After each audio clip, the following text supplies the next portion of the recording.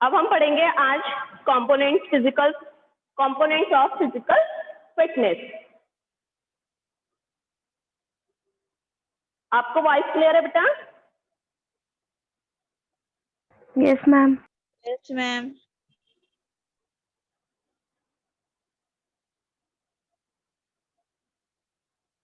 चलिए, components of physical fitness में हमारा आता है बेटा क्या, हैज वेरियस कंपोनेंट्स। हमारे क्या है, जो हमारी स्ट्रेंथ होती है, हमारी एंडुरेंस होती है, हमारी स्पीड होती है, वो सब हमारे फिजिकल फिटनेस के कंपोनेंट्स में आते हैं बेटा। ठीक है,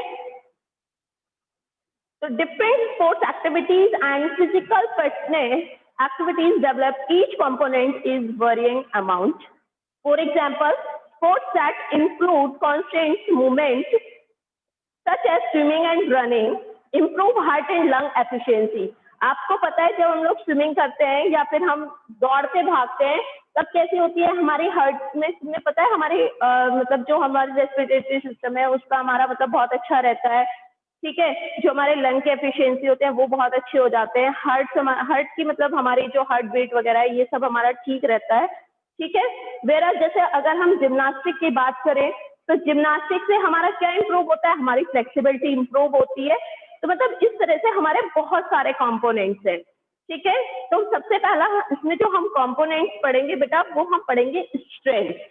ठीक है, तो strength is the ability to of the muscles to overcome resistance. It is major component of physical fitness.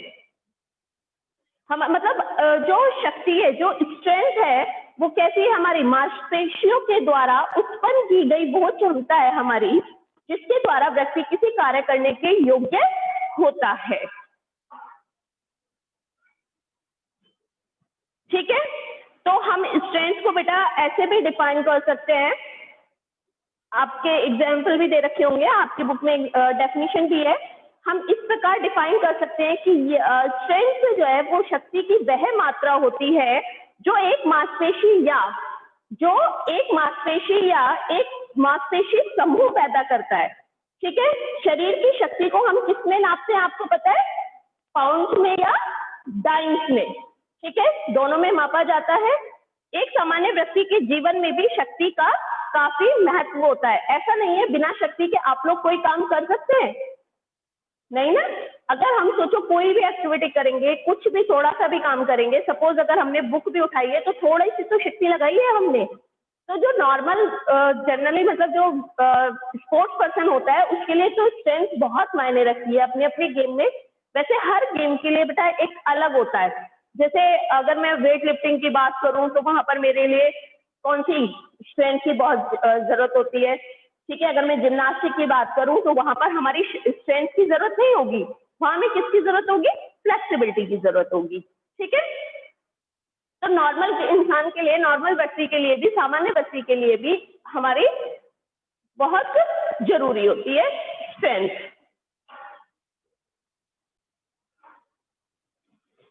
तो हम बात कर रहे थे बेटा स्ट्रेंथ की। तो जो हमारी स्ट्रेंथ होती है, जो हमारी शक्ति होती है, वो भी हमारे कितने टाइप्स की होती है तो आपको पता है, 2 टाइप्स की होती है। ठीक है, स्ट्रेंथ हमारी 2 टाइप्स की होती है। एक होती है हमारी डायनेमिक स्ट्रेंथ और एक होती है हमारी स्टैटिक स्ट्रेंथ। डायनेमिक स्ट्रेंथ होती है हमारी गतिशील शक्ति और स्टैटिक स्ट्रेंथ होती है हमारी स्थिर शक्ति। ठीक है, तो अब हम डायनेमिक की बात करेंगे पहले। ठीक है, डायनेमिक का मतलब आपको समझ में आ रहा होगा, गतिशील शक्ति, जिसमें हम कोई भी कार्य शक्ति के द्वारा कर रहे हैं। ठीक है, देखो डायनेमिक स्ट्रेंथ जो होती है बेटा आपको उसकी आइसोटोनिक भी कहा जाता है। डायनेमिक स्ट्रेंथ को आइसोटोनिक स्ट्रेंथ भी कहा जाता है क्योंकि इसका संबंध भी किससे होता है, गति से होता है। जैसे एग्जाम्पल के लिए अगर हम पुलअप कर रहे हैं, पुशअप कर रहे हैं, ठीक है, तो ये हमारे सब डायनेमिक में आता है। क्लियर? इसके बाद डायनेमिक भी बेटा आपकी 3 टाइप से होती है। ठीक है, एक होती है आपकी मैक्सिमम स्ट्रेंथ, एक होती है आपकी एक्सप्लोसिव स्ट्रेंथ और एक होती है आपकी स्ट्रेंथ एंडुरेंस। ठीक है, मैक्सिमम स्ट्रेंथ का मतलब है हमारी अधिकतम शक्ति। मतलब जिसमें हम कोई भी काम, कोई भी कार्य मतलब पूरी जोर लगा के करते हैं, ठीक है। तो हमारा जो एक्स का है मैक्सिमम स्ट्रेंथ का, वो हमें एग्जाम्पल दे रखे हैं कुछ बेटा हमारे, जैसे हमारा weight lifting, short put, discuss, जो ये सब चीजें हम बेटा फेंकेंगे तो इसमें क्या है, हमारी पूरी शक्ति लगती है, ठीक है। आपने डिस्कस देखा होगा, डिस्कस को कैसे करेंगे हम, जितनी हमारे अंदर शक्ति होगी उतनी शक्ति हम उसमें लगाएंगे, ठीक है। एक होता है हमारा एक्सप्लोसिव स्ट्रेंथ। एक्सप्लोसिव के नाम से पता चल रहा होगा, विस्फोटक शक्ति। विस्फोटक का मतलब है बेटा कोई किसी चीज को एकदम करना। तुमने देखा होगा विस्फोटक का मतलब अगर हम बम से लगाएं कि बम फट गया तो वो कैसे फटता है, बता के थोड़ी ना फटता है कि भाई ठीक है अभी मैं फटने वाला हूँ 2-4 मिनट में। नो, विस्फोटक होता है जो एकदम मतलब यूज हो, मतलब एकदम कोई काम बहुत शक्ति से किया जाए। तो इसका हम एक एग्जाम्पल कौन सा ले सकते हैं, आपने देखा होगा, मैं यहाँ पर भी एक वेट लिफ्टर का एग्जाम्पल देती हूँ। वेट लिफ्टर कभी भी आपने देखा है वेट आसानी से उठाता है ऐसे करके? नो। कैसे उठाता है? एकदम पूरा झटके से उठाएगा और फिर झटके से ऊपर लेकर जाएगा। तो वेट लिफ्टिंग इसका एक बहुत अच्छा एग्जाम्पल है एक्सप्लोसिव स्ट्रेंथ का, ठीक है। तो हम लोगों को यहाँ तक समझ में आ गया। नेक्स्ट है हमारा स्ट्रेंथ एंडुरेंस, शक्ति सहन क्षमता, ठीक है। मतलब किसी चीज में हमने शक्ति लगाई और फिर हम उसको थोड़ी देर वहां पर सहन करें। तो यहाँ पर भी मैं वेट लिफ्टिंग का अगर मैं उदाहरण दूं तो जब वो झटके से उठा के ऊपर रखता है तो ऐसा नहीं है कि वो उठा के उसको एकदम नीचे फेंक देता, नहीं, वो वेट को लेके मिनिमम 30 सेकेंड तक उसको ऊपर होल्ड करना पड़ता है। जब वो वहां पर होल्ड करता है बेटा तो वहां पर हमारी क्या होती है, सहन क्षमता, शक्ति सहन क्षमता। लेकिन हम इसका उदाहरण वहां पर तो थोड़ी देर के लिए होता है नहीं, लेकिन हम इसमें स्ट्रेंथ एंडुरेंस हमारा काम आता है लंबी दौड़ में। मैराथन आप लोगों ने देखी होगी, मैराथन होती है, हाफ मैराथन, लॉन्ग डिस्टेंस की जो रेसेस होती है उसमें हमारा स्ट्रेंथ एंडुरेंस काम आता है। तो शायद आपको ये डायनेमिक स्ट्रेंथ समझ में आ गई होगी, ये बात हम याद रखेंगे। डायनेमिक स्ट्रेंथ क्या होती है, हमारी गतिशील शक्ति होती है, और डायनेमिक स्ट्रेंथ भी हमारी 3 टाइप से होती है। एक होती है हमारी मैक्सिमम स्ट्रेंथ, एक होती है हमारी एक्सप्लोसिव, और एक होती है स्ट्रेंथ एंडुरेंस। तो अब आपको तीनों समझ में आ गई। अगर हम मैक्सिमम स्ट्रेंथ का एग्जांपल की बात करें तो मैं दोबारा बता देती हूँ आपको, लॉन्ग जंप, ठीक है, high jump, triple jump, pole vault इसके बहुत अच्छे एग्जाम्पल हैं मैक्सिमम स्ट्रेंथ के, ठीक है। लॉन्ग जंप आपने देखा होगा ना कि हम बहुत एकदम दौड़ के आते हैं और फिर जंप लेते हैं, तो हमारी पूरी शक्ति हम किस में लगाते हैं, उस टाइम जंप लेने में, जब हमारा पैर मतलब जंप के लिए हम कूदने के लिए तैयार हो, ठीक है। तो हम पीछे से पूरी मेहनत करके दौड़ के आते हैं जितनी हमें शक्ति होती है और हम उतनी शक्ति से आगे जंप कर जाते हैं। हाई जंप में भी ऐसा होता है कि हम दौड़ के आते हैं और जितनी ऊंची हमसे जंप ली जा सकती है हम वैसे ले सकते हैं। पॉल वॉल्ट भी ऐसे ही होता है, इसमें देखा होगा आपने कि एक पीछे से प्लेयर दौड़ के आता है, फिर बीच में ऐसे डंडा रखता है और जंप कर जाता है। क्लियर? तो ये आपके 3 एग्जाम्पल्स हो गए।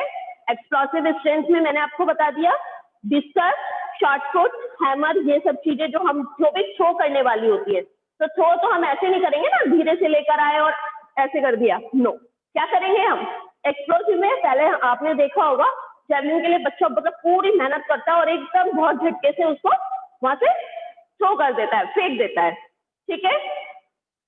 तो और स्ट्रेंथ एंडुरेंस आपको मैंने इसकी एग्जांपल बता ही दिया है, ठीक है। इसमें हमारे लॉन्ग डिस्टेंस की रेसेस आती हैं जिसमें हम कोई भी काम को करें और मतलब वो हमारा बहुत देर तक हमारा मतलब किसी काम को हम करते हुए थक भी जाएं तो भी हम उसको काम को कंटिन्यू लगातार करने की स्थिति में रहें, तो वहां होता है हमारा स्ट्रेंथ एंडुरेंस। चलिए अब आते हैं स्टैटिक स्ट्रेंथ पे। स्टैटिक स्ट्रेंथ होती है हमारी स्थिर शक्ति, ठीक है बेटा। स्थिर शक्ति मतलब कोई भी शक्ति हम लगा तो रहे हैं लेकिन वो काम नहीं हो रहा है, ठीक है। हम अपना काम मतलब अधिक से अधिक जितनी शक्ति हमारे अंदर है मतलब हम पूरे मूवमेंट के साथ लगा रहे हैं, लेकिन हमारा क्या है उसको मतलब वो शक्ति की स्थिर शक्ति होगी, उसे क्या है हम डायनोमीटर के साथ मापते हैं, ठीक है। मतलब जिसमें हम कोई काम कर रहे हैं लेकिन वो काम हमारा होता हुआ दिखाई नहीं पड़ता, ठीक है। स्थिर शक्ति को खेलों में प्रयोग नहीं किया जाता है बेटा, लेकिन फिर भी वेट लिफ्टिंग में हम कह सकते हैं कि कुछ क्षण के लिए होता है, ठीक है। एक होता है हमारा, जैसे बेटा हम लोग स्थिर शक्ति का एक एग्जांपल ये भी ले सकते हैं, बॉल, ठीक है। अगर हम देखो बॉल को पुश करेंगे तो क्या दीवार वहां से हिलेगी अपनी जगह से? नहीं ना। तो ये हमारा स्टैटिक का है एग्जाम्पल कि हम अपने पूरी मेहनत से हम दीवार को पुश तो कर रहे हैं लेकिन ना तो दीवार हिलेगी और हमारी पूरी ताकत लग रही है, तो उसको हम बोलेंगे स्टैटिक स्ट्रेन, ठीक है बेटा। और स्टैटिक स्ट्रेन को आइसोमेट्रिक भी कहा जाता है। क्लियर? तो मैं यहाँ तक समझू कि तुम्हारा कंप्लीट हो गया। अब हमारा नेक्स्ट टॉपिक है स्पीड। स्पीड में आप लोग जानते हैं गति, ठीक है। तो अब हम नेक्स्ट टॉपिक पढ़ेंगे गति।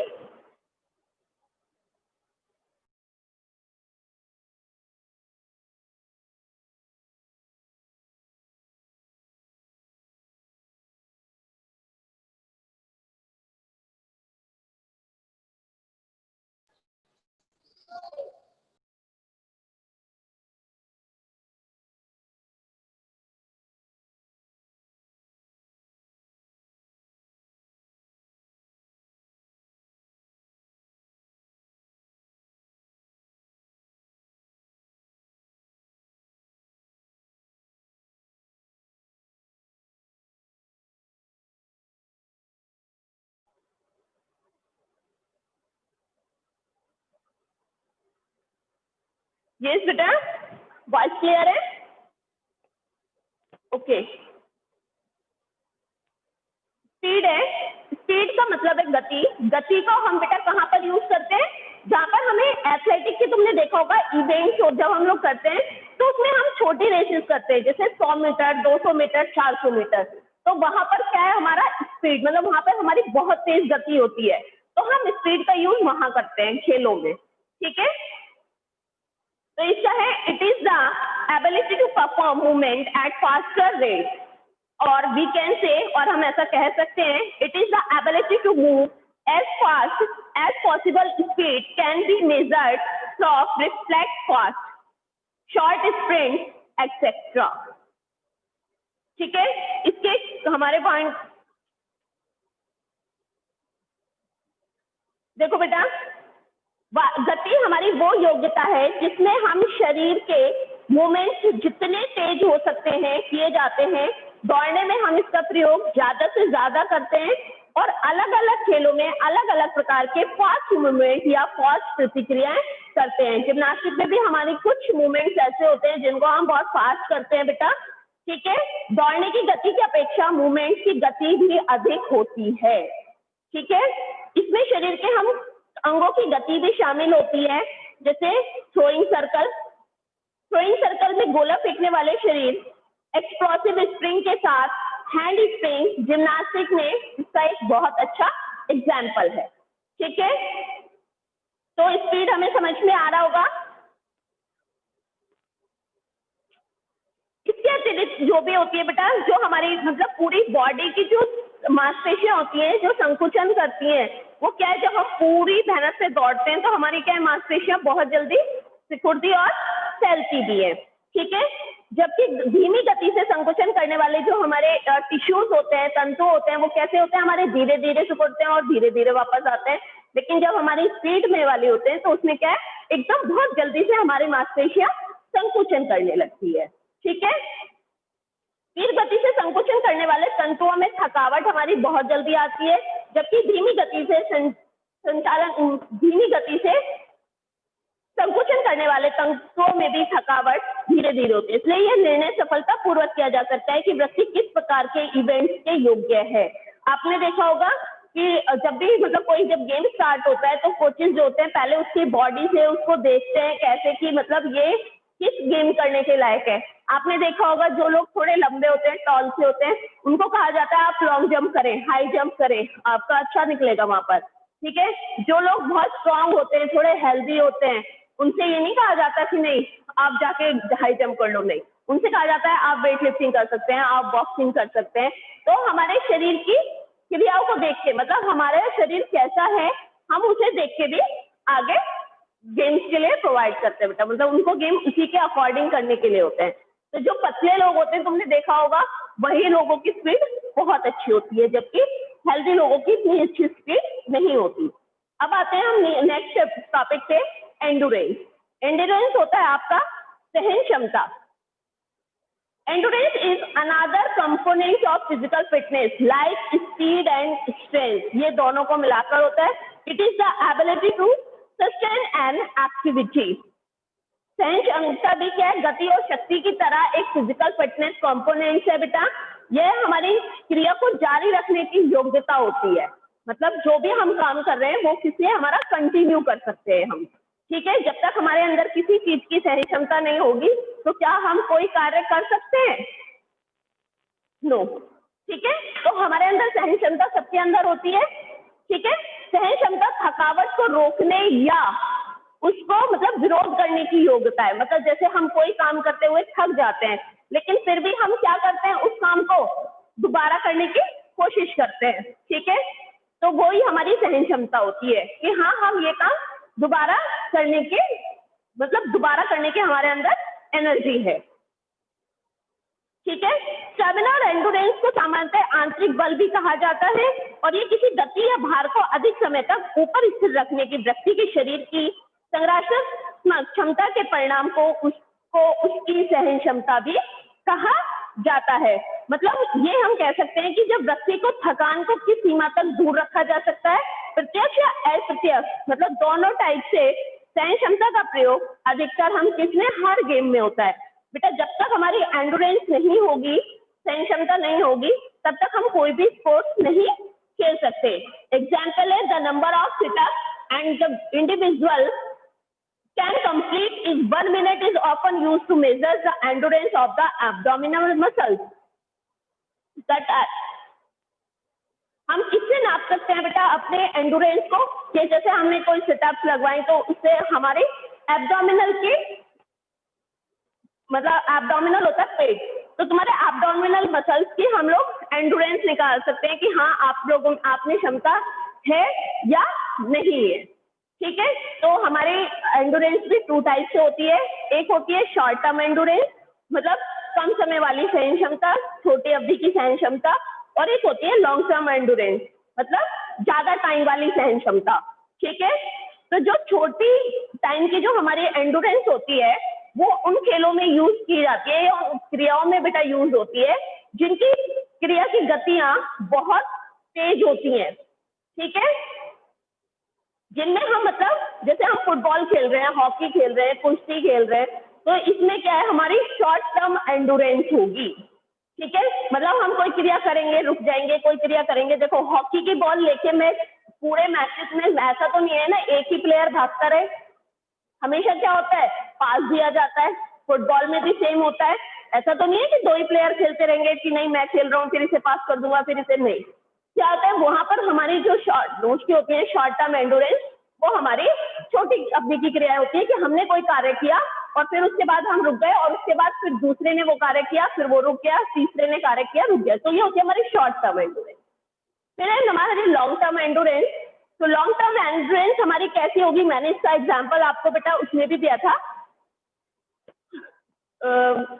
स्ट्रेंथ एंडुरेंस में, जहां हमारी शक्ति सहन क्षमता होती है। वहां पर क्या था, हम किसी चीज में पूरी ताकत लगा के रुक रहे हैं, और यहाँ पर क्या है, हम किसी काम को कंटिन्यू कर रहे हैं, ठीक है। तो जब भी अवधि की जो सहन क्षमता का प्रयोग उन खेलों में किया जाता है जिनकी खेल क्रिया लंबी अवधि के होते हैं, जैसे जिनमें तीव्रता कम होती है, मतलब काम तेज नहीं करना है वहां पर हमें कैसे काम, मतलब कोई भी वहां की जो क्रिया होगी वो हमें बहुत धीरे करनी है। जैसे हम कह सकते हैं रोड साइकिलिंग, जब साइकिलिंग होती है तो ऐसा तो नहीं है हम पूरी वहां पे नहीं, कंटिन्यू उस काम को करते रहते हैं।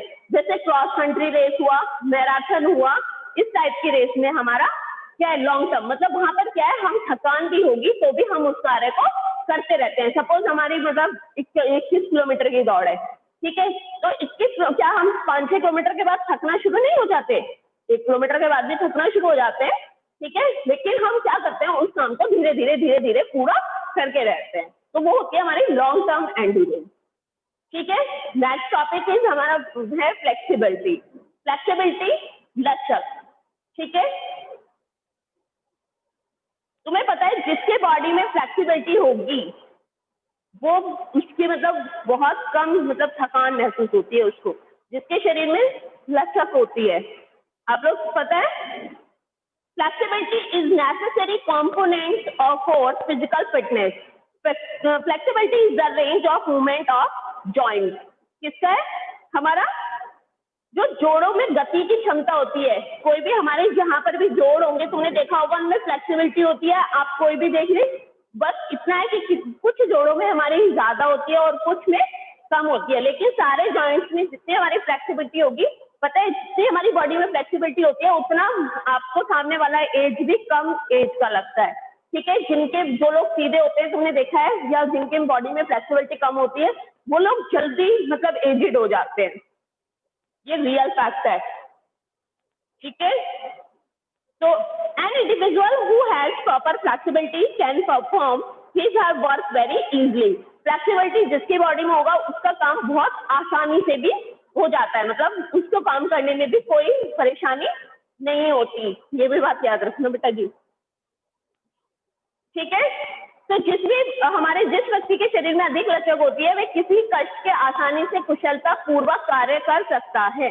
ऐसा देखने लगता है, ऐसे व्यक्ति जो है वो देखने में भी बहुत सुंदर लगते हैं, आकर्षक लगते हैं। ठीक है, उनकी जो पर्सनैलिटी होती है वो बहुत ही अच्छी होती है। ठीक है, तो they tend to have good personality. Flexibility is not only a significant factor in sports but he has equally significant for an individual in her daily life. ठीक है, हमारी जो मतलब डेली के काम भी होते हैं बेटा उसमें भी हमारी बहुत अच्छी फ्लेक्सिबिलिटी होती है। ठीक है, देखो flexibility is helpful in learning various skill very easily such as back stroke in swimming. These skills can be learned easily if an individual has ample flexibility. चाहे जिनके अंदर फ्लेक्सिबिलिटी उनको स्विमिंग करने में भी बहुत आसानी होती है, जो स्विमिंग वाले बच्चे होते हैं उनकी बॉडी में बहुत ज्यादा फ्लेक्सिबिलिटी होती है, जिम्नास्टिक के बच्चों की बॉडी में बहुत फ्लेक्सिबिलिटी होती है, योगा करने वाले लोगों के पर्सन के बॉडी में भी फ्लेक्सिबिलिटी होती है।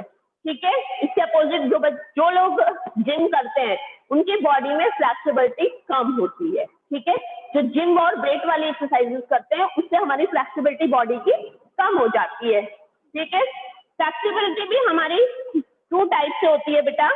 ठीक है, एक होती है हमारी पैसिव फ्लेक्सिबिलिटी और एक होती है हमारी एक्टिव फ्लेक्सिबिलिटी।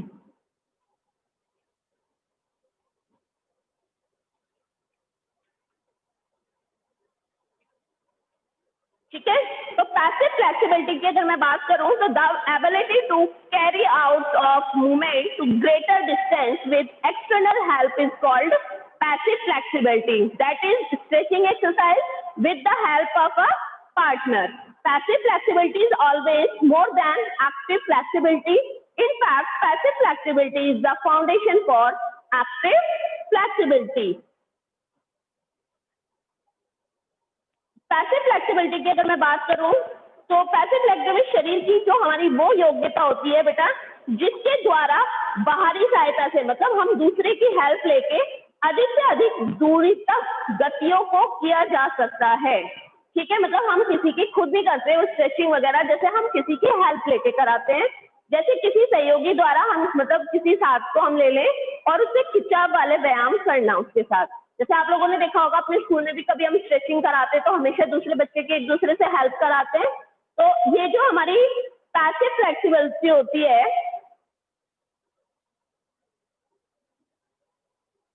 जो हमारी पैसिव फ्लेक्सिबिलिटी होती है उसको हम एक्टिव फ्लेक्सिबिलिटी से हमेशा अधिक होती है। मतलब जो हमारी एक्टिव फ्लेक्सिबिलिटी होती है वो हमारे क्या पैसिव फ्लेक्सिबिलिटी के आधार पर होती है। ठीक है, अब मैं बात करूं एक्टिव फ्लेक्सिबिलिटी की तो ये हम मतलब किसी के बिना सहारे के करते हैं, मतलब हमें इसमें किसी की हेल्प की जरूरत नहीं कर लेते हैं। देखो active flexibility is the ability to carry out movement to a longer distance without any external help. हम बाहर की किसी मतलब सहायता से जरूरत नहीं होती, हम इसमें अपने आप काम करते हैं। That is to do a stretch without the help of a partner. Active flexibility can further be divided into two parts. हमारी जो एक्टिव फ्लेक्सिबिलिटी होती है वो भी हमारी टू में डिवाइड होती है। एक होती है हमारी स्टैटिक और फ्लेक्सिबिलिटी और दूसरी होती है हमारी डायनामिक फ्लेक्सिबिलिटी। ये दोनों हमने आपको पता है स्ट्रेंथ में भी पढ़े थे, लेकिन हम यहाँ पर फ्लेक्सिबिलिटी में पढ़ रहे हैं। स्टैटिक का मतलब समझ में आ गया होगा आपको, स्थिर लचक, ठीक है। और डायनामिक फ्लेक्सिबिलिटी हमारी गतिशील वाली लचक, ठीक है। तो static flexibility is usually required by a sports person when he remain in a static position, that is while diving, sitting, lying and in starting position in various sports। जो हमारी स्थिर लचक होती है वो हमारी क्या है, मतलब एक खिलाड़ी को प्राय हमेशा मतलब कैसी स्थिर लचक की हमेशा आवश्यक होती है जब वह उस यूज में होता है, जब वह बैठे लेटे मतलब किसी भी गेम को जब वो स्टार्ट करता है तब उसकी कैसी होती है, स्टैटिक फ्लेक्सिबिलिटी की उसे बहुत नीड होती है, ठीक है। इसके बाद हमारी होती है डायनेमिक गतिशील। तुमने देखा है जब हम कोई काम करते हैं तो हम उससे हैबिचुअल नहीं होते, लेकिन फिर उसके बाद धीरे धीरे हम उसके गति में आने लगते हैं। तो जो इस प्रकार की हमारी फ्लेक्सिबिलिटी होती है वो खिलाड़ी को उस समय होती है जब वह चल रहा होता है या दौड़ रहा होता है, या गतिशील लचक हमेशा मतलब कैसी होती है, स्थिर लचक से कम होती है। मतलब स्थिर क्या है, जैसे अब हम खड़े होकर कोई काम फ्लेक्सिबिलिटी करेंगे, मतलब कोई भी एक्सरसाइज करेंगे तो हम क्या है तो ज्यादा कर सकते हैं, ठीक है। लेकिन गतिशील चलते चलते तो नहीं है ना कि हम कोई भी काम एकदम लेट जाएं, एकदम ये नहीं, ठीक है। तो गतिशील लचक हमेशा स्थिर लचक से कम होती है। एक खिलाड़ी या एक सामान्य व्यक्ति के लिए दोनों प्रकार की लचक बहुत जरूरी होती है, ठीक है। जो नॉर्मल पर्सन होता है उसके लिए भी फ्लेक्सिबिलिटी बहुत जरूरी है, ठीक है। यदि एक मतलब नॉर्मल पर्सन भी दोनों प्रकार की फ्लेक्सिबिलिटी जरूरी होती है। स्ट्रेचिंग एक्सरसाइज करने से हमारे फ्लेक्सिबिलिटी में इंप्रूव किया जा सकता है, और खिंचाव वाले जो व्यायाम होते हैं हमारे उनको पूर्ण सामान्य जॉगिंग या धीमी गति से दौड़ लगानी चाहिए, ठीक है बेटा। यहाँ तक हमारा टॉपिक कंप्लीट हो गया।